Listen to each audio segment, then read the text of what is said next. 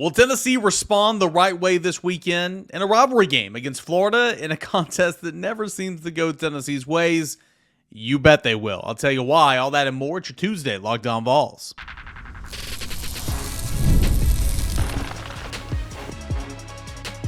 You are Locked On Vols, your daily podcast on the Tennessee Volunteers. Part of the Locked On Podcast Network, your team every day. Hey, good Tuesday morning, everybody. Welcome into Locked On Vols. I'm your host, Eric Kane. Thank you so much for being here, making Locked On Vols your first listen, your first watch each and every single day. We're free and available wherever you get your podcasts. It's Apple, Spotify, YouTube. Please subscribe and download these episodes. That's how we continue to grow this show.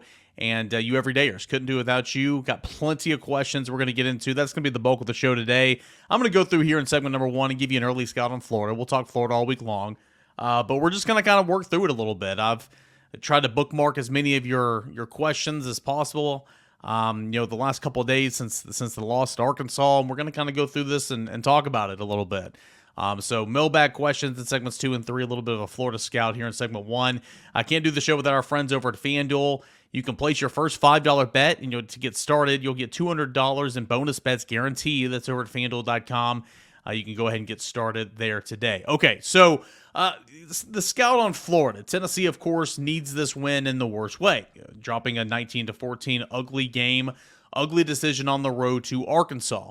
College football playoff hopes, if you still want to be in the 12-team playoff, and I know as bad as it feels right now, and I know as bad as it seems, you're still a playoff contender. Okay, On3 did its, Ari Wasserman and Andy Staples. They do it every single Monday morning, kind of the bubble, like the playoff field as of now, the first 4 out, the next 4 out, bubble teams for the group of 5, all that and more. And, Tennessee appeared on Monday morning as the first 4 out, but you're still very much in that conversation. And I know you got to fix some things, and you got to take it week by week. That's coach talk, but it's true.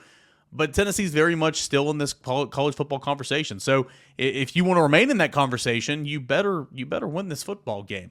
Tennessee's a 15.5-point favorite according to FanDuel Sportsbook. That over/under sitting at 54.5. How the mighty have fallen, right? 54.5. That is the total set at this point in time, at the time of this recording, for this football game. Florida, meanwhile, is actually playing some pretty inspired football. It started the season off 1-2, looked really bad against Miami, looked really bad against Texas A&M, and I was told, hey, I know it's early, but depending on how Saturday goes, this is before the Florida-Texas A&M game a couple weeks ago, they might make a move that Sunday. And it didn't happen. And then you went on and you won against Mississippi State. Then you had a bye week. Then you came back and won against UCF.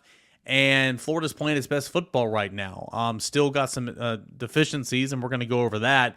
But, a team that's feeling a little bit better, knowing what's staring down the barrel. Of course, those 5 games to end the season are still brutal. You still got to play Tennessee and Kentucky before you even get there. We know about Florida's schedule, but a team that's feeling okay and a team that's pretty upset with themselves, and that's kind of Tennessee in this. And we know about the series history. We know about the last time Tennessee won in 2022. Prior to that, we know it's 2016. We know that Florida won 11 straight from, 04 or 05 from 05 to 2015, all that and more. But this Florida team, again, point blank, is just not a better football team than Tennessee. Tennessee's going to be back at home. Tennessee plays well at home. Tennessee will be able to communicate better well at home. Florida overall, 30 points per game is what it's averaging. 411 yards through the air. 411 yards overall. 268 through the air, 142 on the ground. It's turned the football over 7 times. So look at the offense here.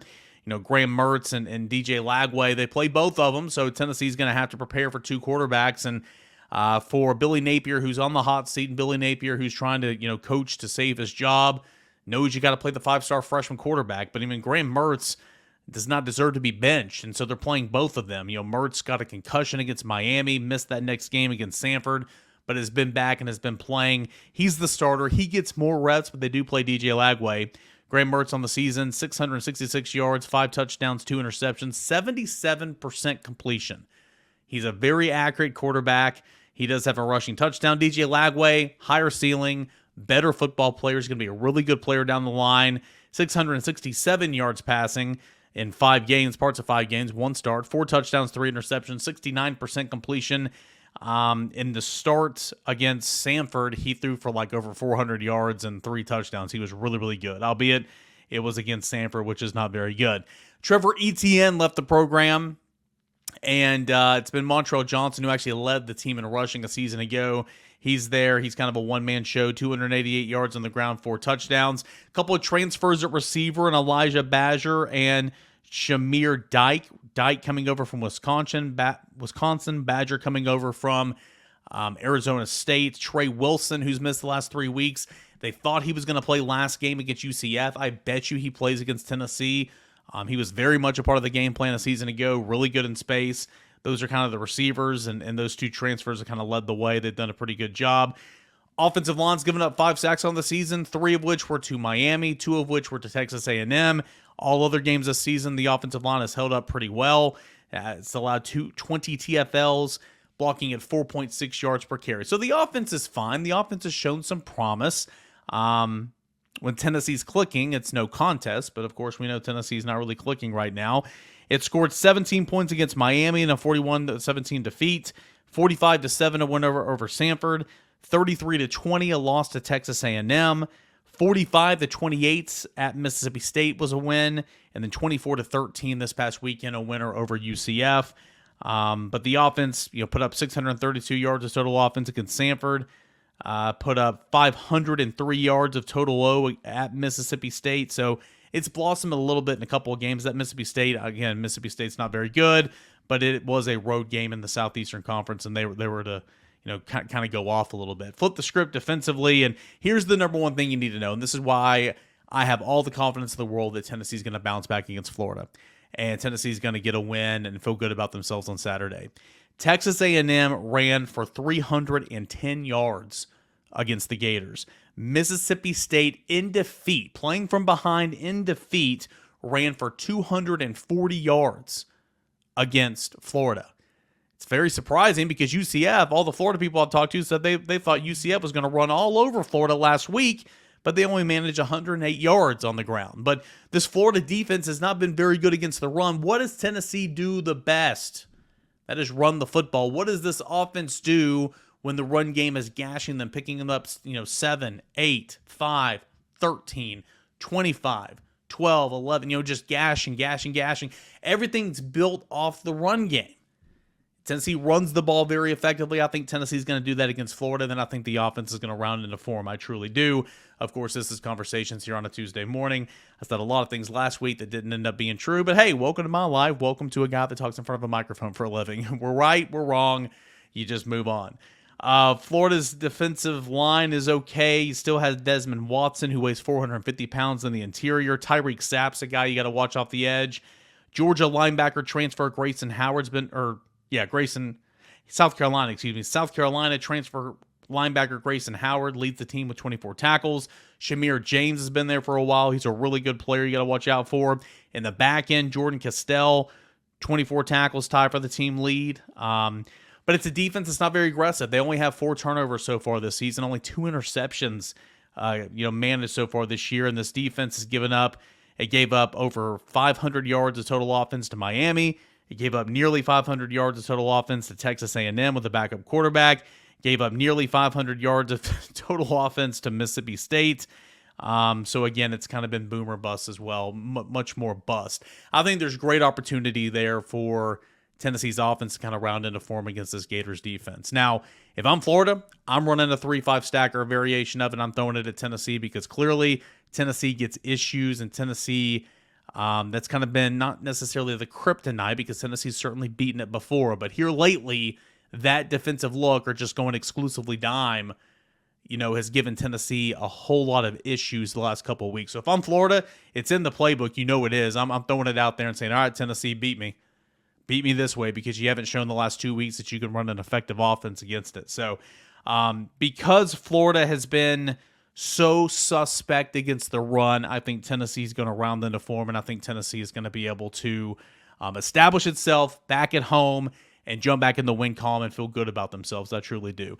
That's just an early scout. That there's a whole lot more wrinkles and everything that we're going to get to throughout the week, but I did want to kind of come on here and talk a little bit of Florida before we completely look back at what was a very frustrating weekend at Arkansas during the mailbag portion of the show. So wanted to get that in, and we'll continue to look at the two quarterbacks as the week goes on for sure. When we come back, we're going to answer your mailbag questions, all that and more, as we continue on here with a Tuesday Locked On Vols.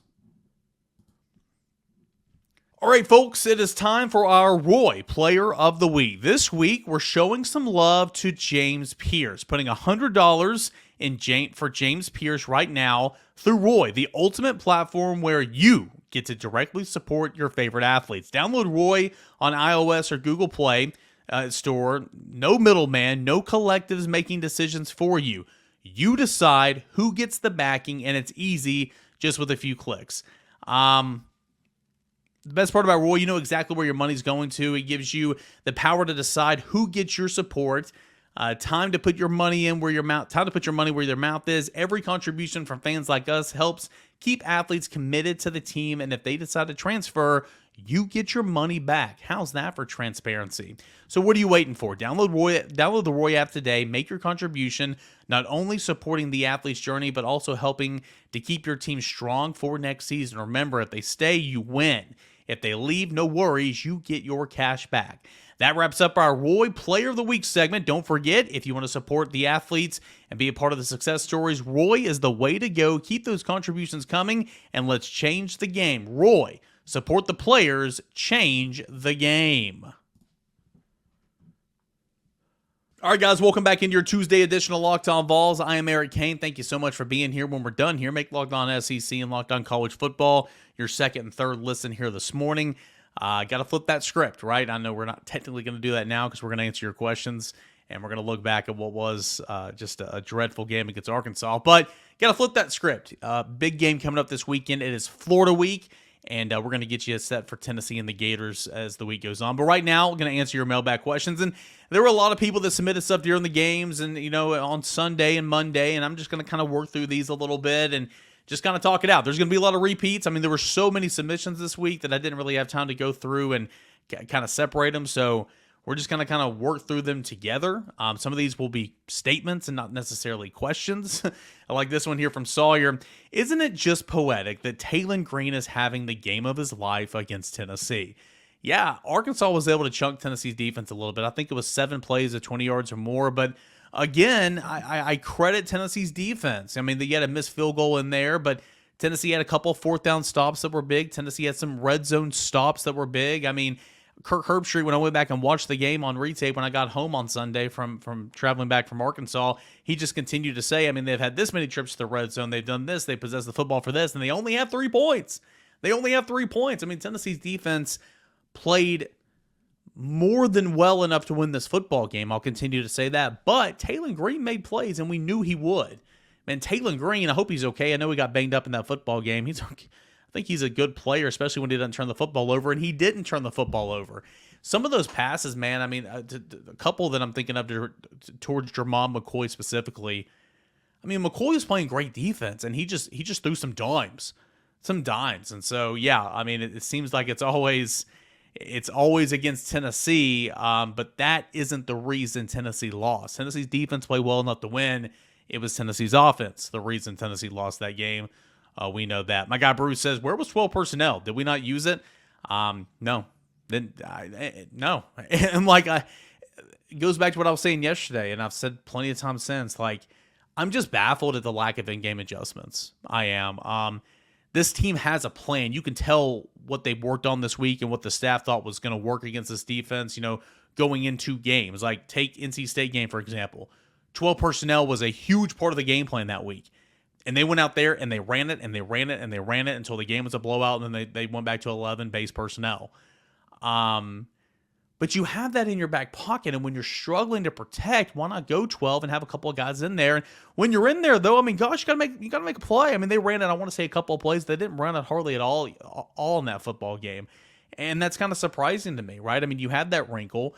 It's there for a reason. If you can't protect, bring in another tight end to help you protect. But yeah, they didn't use it at all. And when nothing's working, why not try to mix some things up a little bit? That's just kind of my opinion. This is a statement here from Luke. Luke says, Message to Vols everywhere. Those commercials during games from UT, what do they say? It takes a volunteer. Volunteers put aside their own lives to help others. It's time to put aside your own negativity and support this team and these players. That being said, this is in all caps, Florida Hate Week, expletive Florida, checker Nealon, out for blood, get it right, go Vols, GBO. I like that. Couldn't have said it better myself. Let's move on over here to my personal, that was Locked On Vols. Let's move over here to my personal Twitter or X account, I guess. Matt says, okay, let's see. This is a long one. I'm sure 95% of your Twitter Tuesday questions are about Heupel scheme, Nico, Glenn Ellerby. And yes, they are. Don't you wait. Don't you worry. We'll get to it. So I wanted to ask about Kelsey Pope and Dylan Sampson. Got two questions here. First one, what are your thoughts on Pope at this moment in his tenure? Recruiting, been great for him. But it seems like for the second year in a row, wide receivers aren't creating the best separation, and we really haven't seen a wide receiver with the ability to take over the game the way Hyatt and Tillman could since those two were at UT. I'm no wide receiver guru at all, but is he a good developer at his position? Yeah, I mean, I'm not a wide receiver guru at all either. And I'm not a coach, and I mean, I'm critical. That's my job, right? I mean, I got to be critical when time comes. But I mean, again, I want to stress, like, I'm not a coach. I'm not in those meeting rooms. I'm not in those huddles. I'm just telling you what I think from the limited knowledge that I have. Maybe my knowledge is good enough sometimes. Maybe it's not. But I think Kelsey Pope overall is doing a fine job.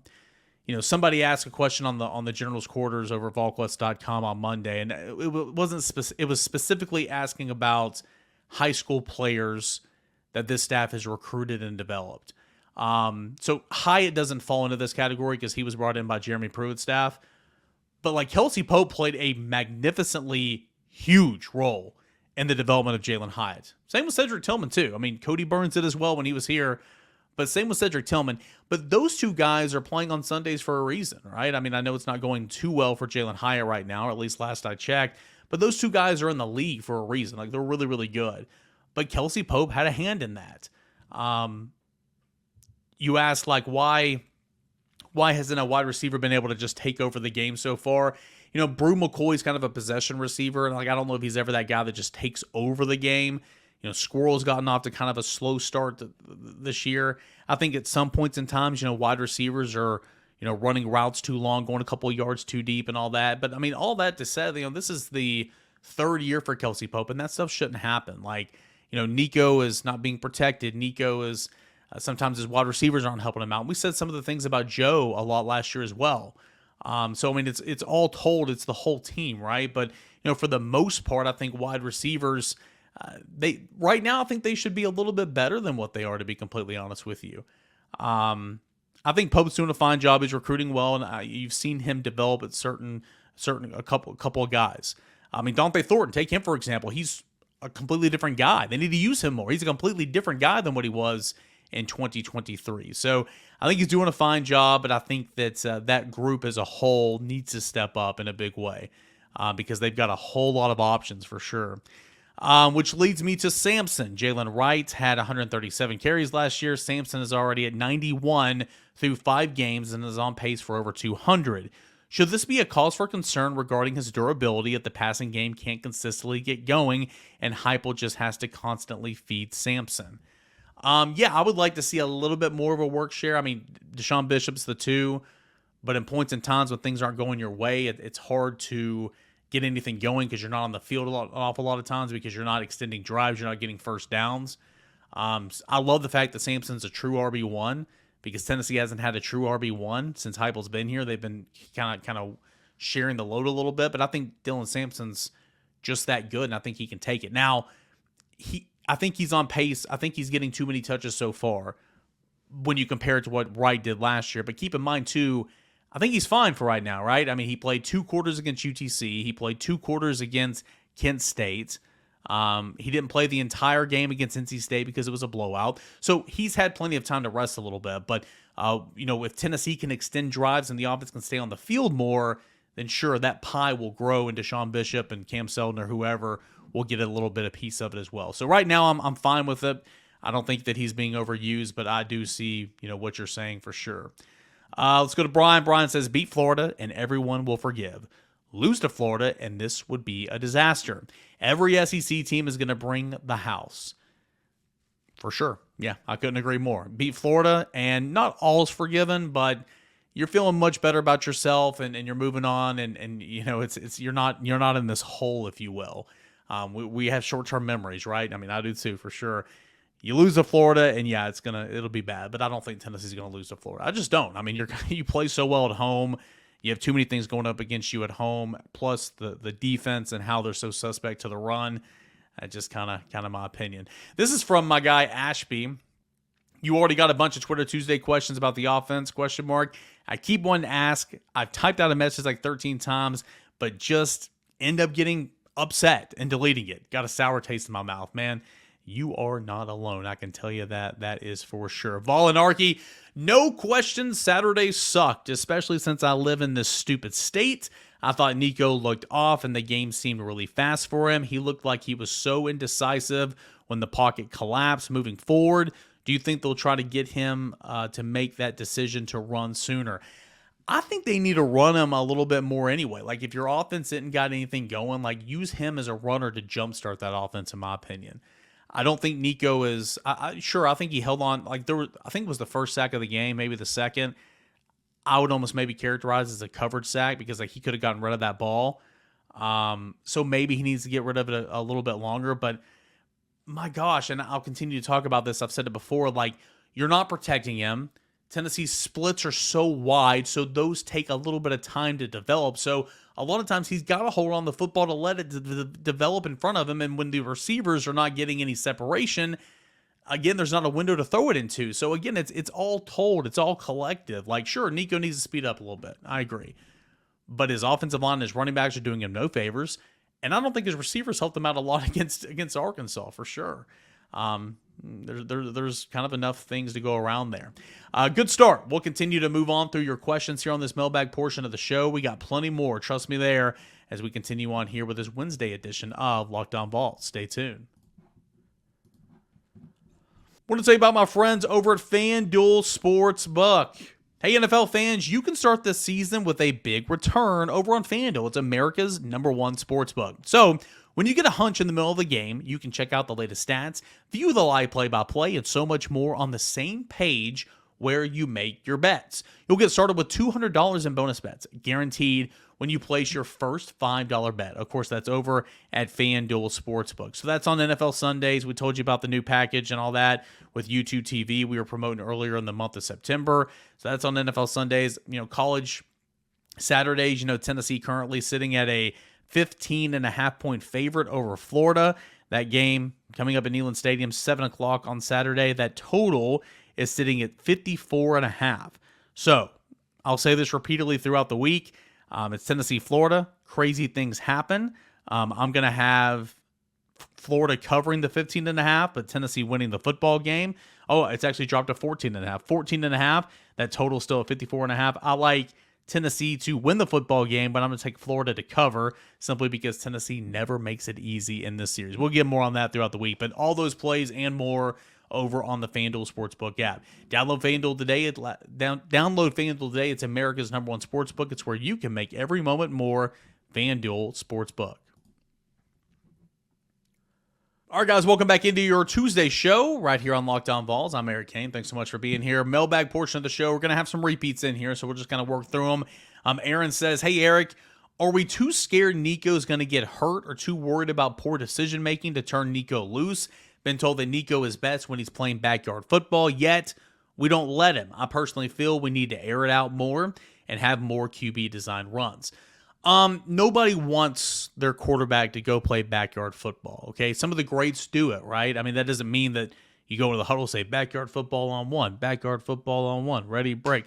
Like, and I know that's not what you mean, but like Pat Mahomes makes plays off platform all the time. And yes, I do think Nico has that capability, and we've seen that already this year.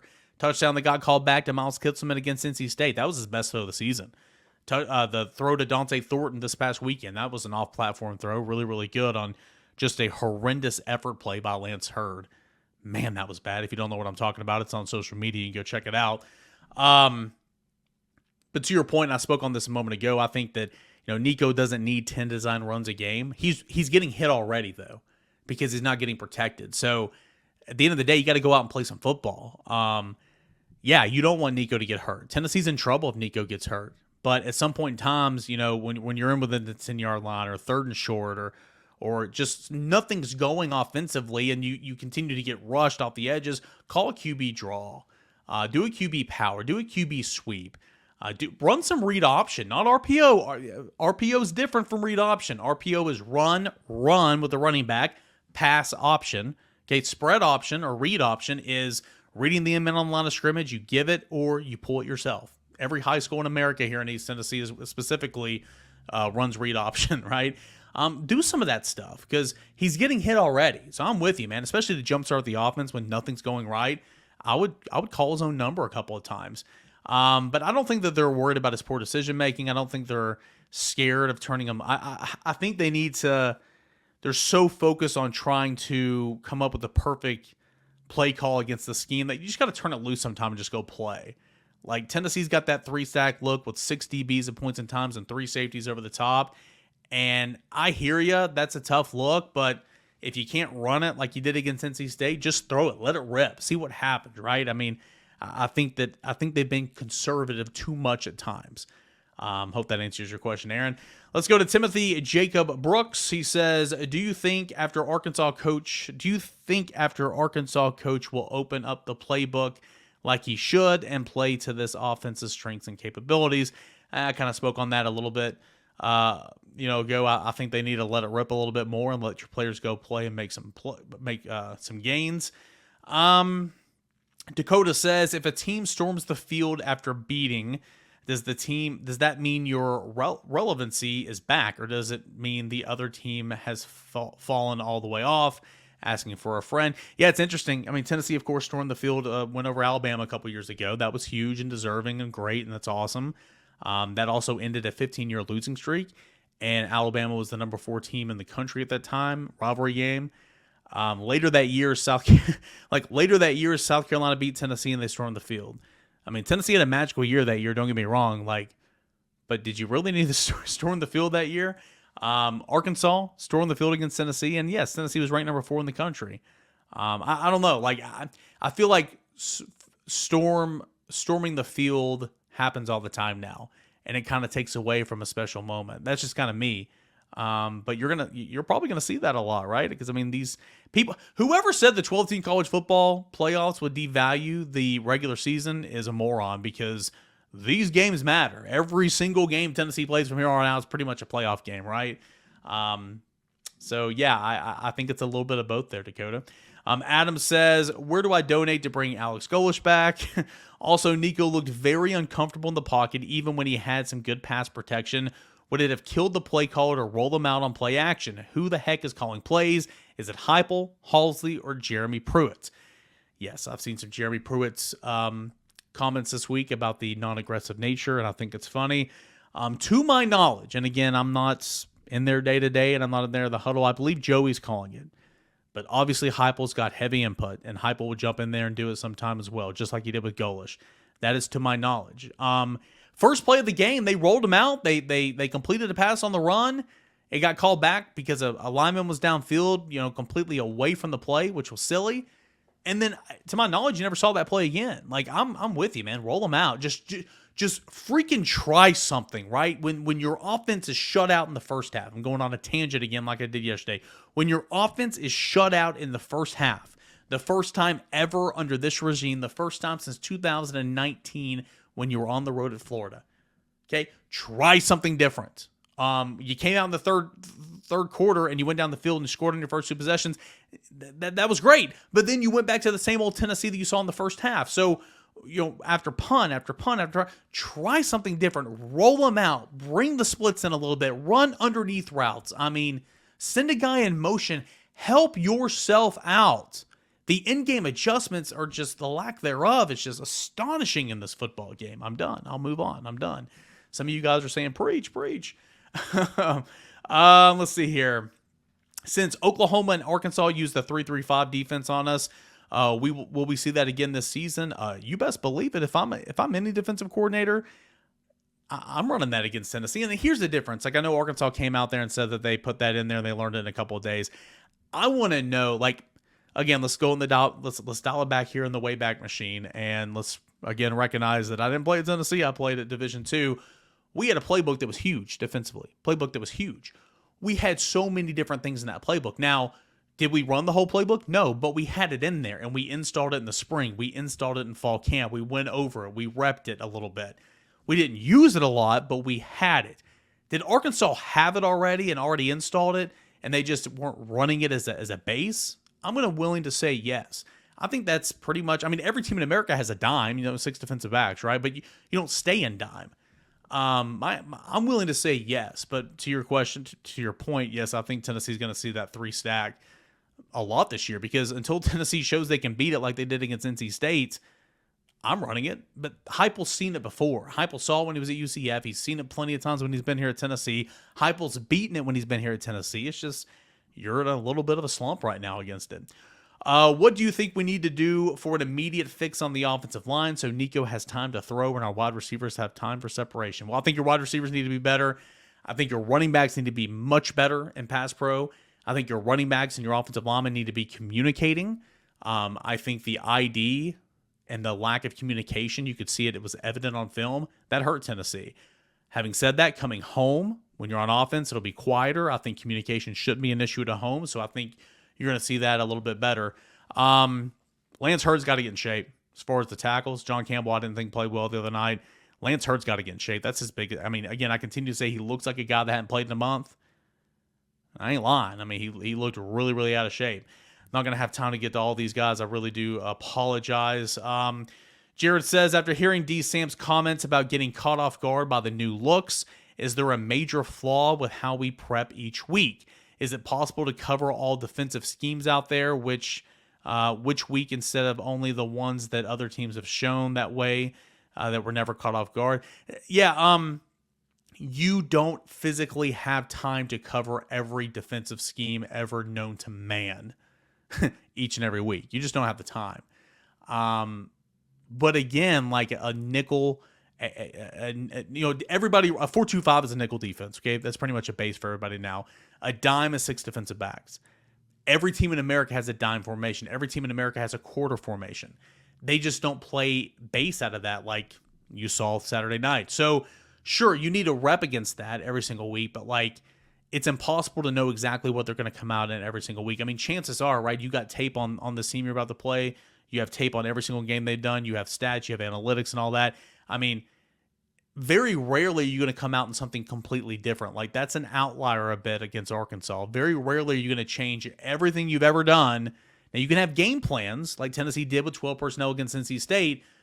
You can have game plans, but like very rarely are you going to come in here and run something just completely different. So, to answer your question, Jared, no, there's not enough time in the week to prepare for everything, but you do need to know what these looks are and see them at different points in practices. Because again, every team in America has a dime formation. Every team in America has quarters. Every team in America has nickel. Every team in America has a 3-man front. They have that in their playbook. It's just a matter they might not run it every single play. I hope that makes sense. I'm kind of talking in circles here. Last question. Again, we just don't have time. I'm so sorry. I thought I'd be able to run through a lot of these. Maybe I'll hit some more on tomorrow's show. Let's see here. Rob says, that was ugly. Moving on. My question. Do you think that the two former players helped the coaching staff come up with ways to effectively impact our offense and how to defend it? I'm not saying that was everything. I just think that they had a lot to do with how bad we look. Maybe. Yeah, I mean, did Nico Slaughter playing nickelback for Arkansas? And of course, Addison Nichols on the offensive line? Maybe. But just like Deshaun Terry the week before or 2 weeks before it against Oklahoma, like, you're not going to win a football game on that. Like Nico Slaughter covered these receivers and covered this offense every day in practice. So you best believe he was telling his teammates, like, hey, they do this. Hey, they hurry up. Hey, they got to switch right here. They see it on film and everything, but like Danico lived it.